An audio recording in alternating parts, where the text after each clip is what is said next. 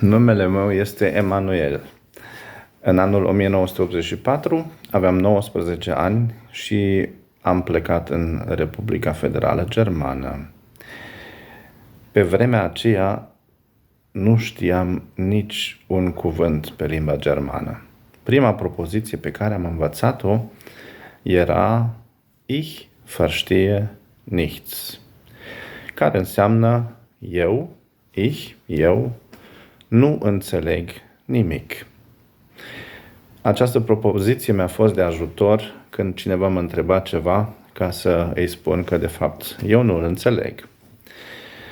Și această situație era o situație foarte complicată.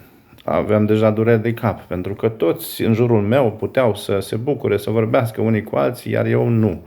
Eram ca și mut și mă simțeam izolat de ceilalți.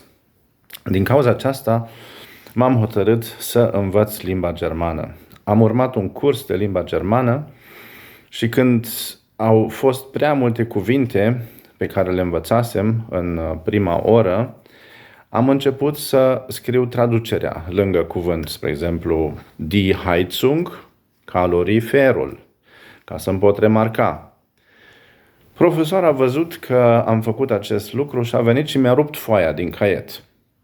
Mi-a interzis să traduc și mi-a explicat în limba germană, că ea nu știa românește. Eu n-am înțeles nimic, dar am înțeles că nu trebuie să traduc, ci trebuie să învăț legătura dintre obiect, calorifer, și noțiune, calorifer. Adică pe germană obiectul și die Heizung, fără să îmi traduc. Am înțeles acest lucru și după o lună de zile deja, când am visat, vorbeam în vis limba germană. Deci vă dați seama că a fost un proces de învățătură foarte intensiv. De aceea m-am hotărât să fac acest curs de limba germană pentru toți cei care vor să învețe germana de la zero.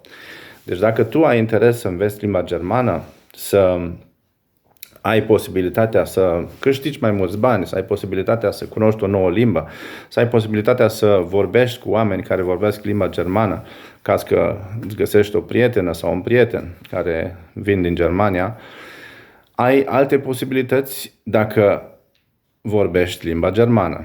Principiul este simplu, o limbă o înveți vorbind-o.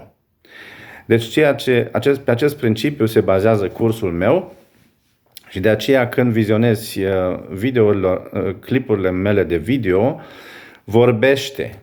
Tot ceea ce vorbesc eu, vorbește și tu. Când eu spun das ist die Nase, spui și tu la fel. Das ist die Nase. Acesta este nasul.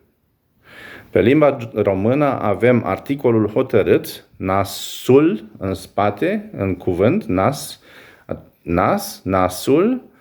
Pe limba germană, articolul hotărât este în fața cuvântului. Das ist, acesta este die Nase. Die Nase înseamnă nasul. Nase înseamnă nas.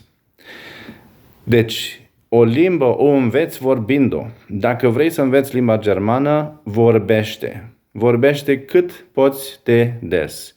Dacă vizionezi o lecție din cursul meu de germană, vorbește. Și vorbește atât de mult până când cunoști la perfecție noțiunile. Și dacă ai întrebări, trimite-mi-le și îți voi da răspuns. Îți doresc mult succes și multă bucurie cu cursul de învățare a limbii germane.